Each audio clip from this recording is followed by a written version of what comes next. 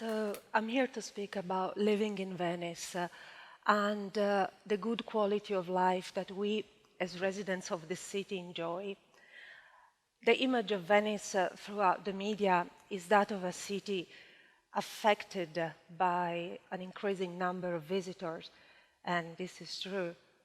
And the big business that the tourist industry generates affects also our local economy and threatens our very identity and our special way of life. But more at risk than the monuments are the people, the residents of this city, and this absolutely special way of life that we have here. Venice and its residents, they were used to big challenges. From the very beginning, Venice was born in a hostile environment, swamps, marshy areas, silting up, floods, malaria. There were generations of people who had to work very hard to deal with this fragile city, always in need of care, but they allowed for the development of a maritime power and a splendid civilization. Throughout its history, Venice had revolutionary changes to face, like the discovery of Americas and the shifting of the business core from the Mediterranean to the other side of the oceans, and the rising of new powers, wars with major states like France, Spain, Austria, and the Ottoman Empire, and finally, the capitulation to Napoleon. But as if it had a never-ending hidden energy, Venice was always reborn, perhaps in a different form.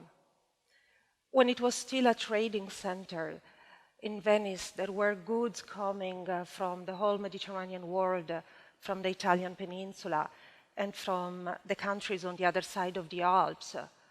So there were also lots of foreign people, and not only merchants who would stay for a limited time, but also people in search of work, from the humblest one to inventors, musicians, artists. As a result, Venice was always very cosmopolitan. And in Venice, everything is very narrow, so these people had to live in a very close physical proximity. They had to adjust one to each other. And then people of all walks of life would meet in the big squares and they would socialize.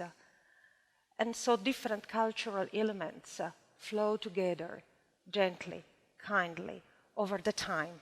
Am I telling you an ancient story? No. Still today, we socialize in the open square, and still today, different elements flow together. But it's disappearing under the pressure of tourism. The tourist industry, with the creation of hotel chains, restaurant chains, clothing chains, are devastating the social and economic fabric of the city. And even many Venetians take advantage of mass tourism. Wealthy owners transform buildings into hotels or apartments for tourists, or they ask very big sums of money for renting the spaces, money that a normal family, an artisan, or a baker could not afford. Still, we are 52,000 residents here, very much engaged in preserving this unique culture, civilization, and especially our way of life. And so this is what I wanted to share with you. This is what I wanted to tell you. How special is living in Venice, and what are the elements that make this city so precious?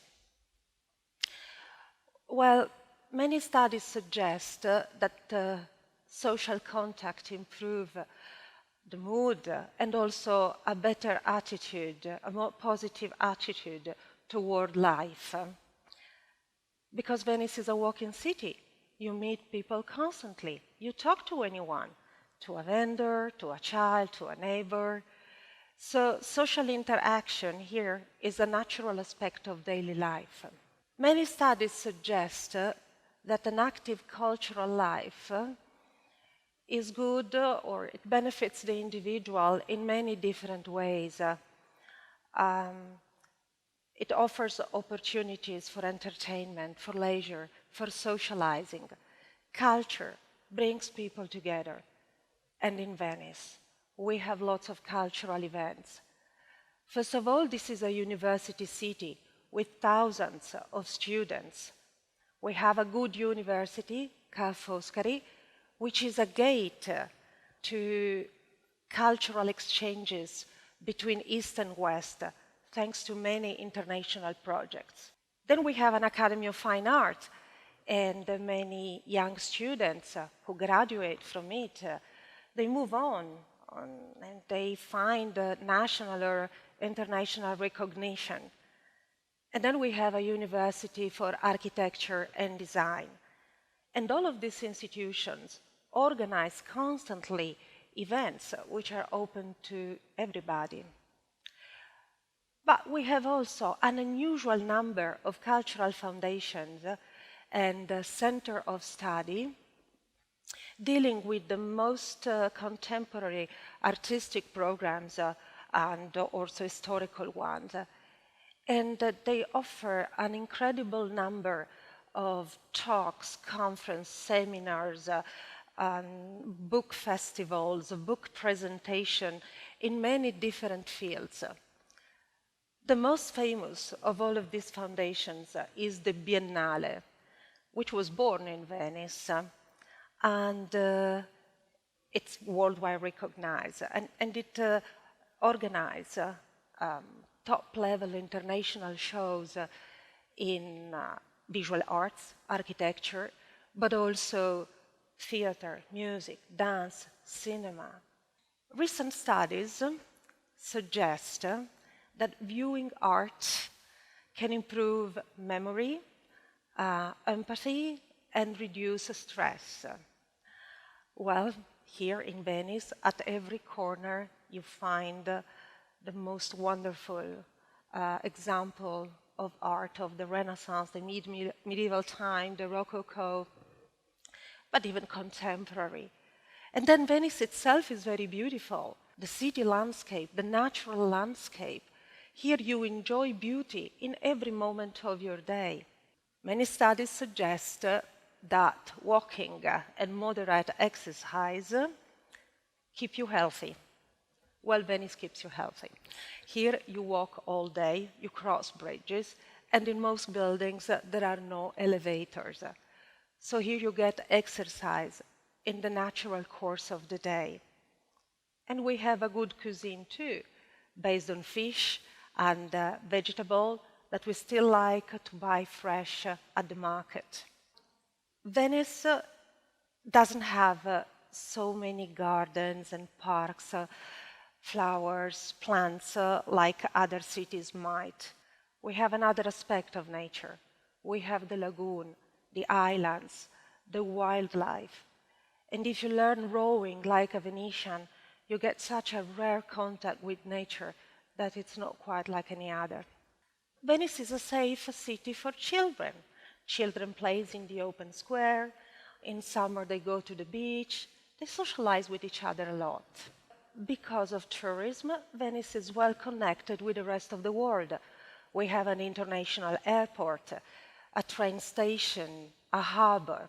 For all this reason, we considered that Venice is worth be saying. Venice, its lagoon, it's a slow and human pace, the art treasure and the way of life. But because no project from outside will ever stop the big international and local interest that see in Venice only a brand to take economic advantage, economic profit. The only way to save Venice is to have new and dedicated citizens. Here I'm making an open call for all dreamers, dreamers of all ages, social classes and provenance, to come to live in Venice. We need committed citizens who would like to share our good quality of life and become members of this community. We also need ethical investors who buy buildings and restore them and put them at disposal of residents for decent rents. We need pioneers who join us in challenging the enormous commercial and tourist pressure. If all the reasons I listed match with your expectations of a good life, please come to Venice. We await you.